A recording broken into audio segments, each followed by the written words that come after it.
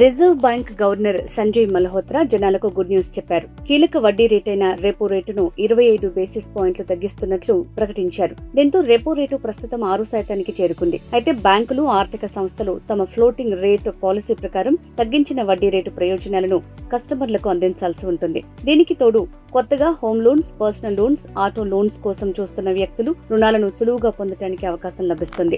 ఇప్పటికే home loan, car loan లేదంటే personal loans పొందిన వ్యక్తులు ఫ్లోటింగ్ రేట్ కింద ఉన్నట్లయితే వారి నెలవారీ ఈఎంఐ చెల్లింపుల్లో తగ్గింపును పొందుతారు. అయితే లోన్ కాలపరిమితిని తగ్గించుకోకుండా కొనసాగాలనుకునే వాళ్లు మాత్రమే ప్రయోజనాన్ని అందుకుంటారు. కొందరు తమ ప్రస్తుత ఈఎంఐ మొత్తాలను అలాగే కొనసాగిస్తూ లోన్ కాలాన్ని తగ్గించుకుంటారు. అలాంటి వ్యక్తులకు ఈఎంఐ భారం తగ్గదు, కానీ రీపేమెంట్ టైం తగ్గుతుంది.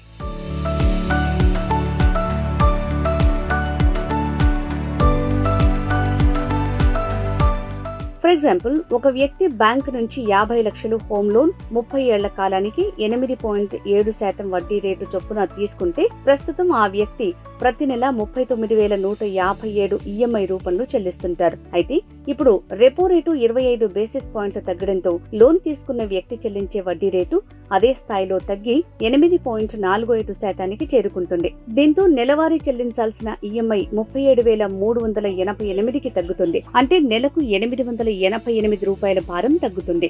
ఏడాదికి వడ్డీ రేట్ల తగ్గింపుతో హోమ్ లోన్ తీసుకున్న వ్యక్తి 10,656 రూపాయల వరకు ఆదా చేసుకోవచ్చు. ఇక ఆటో లోన్స్ తీసుకున్న వ్యక్తులు కూడా తమ ఈఎంఐల్లో తగ్గింపును చూస్తారు. పర్సనల్ లోన్ 12% చొప్పున ఎవరైనా వ్యక్తి 5 ఏళ్ల కాలానికి 5 లక్షలు తీసుకుంటే తాజా వడ్డీ రేట్ల తగ్గింపు కారణంగా అతను నెలకు చెల్లించాల్సిన ఈఎంఐ 11,282 నుంచి 11,149 రూపాయలకు తగ్గుతుంది. అంటే ప్రతి నెల 133 మేర భారం తగ్గుతుంది.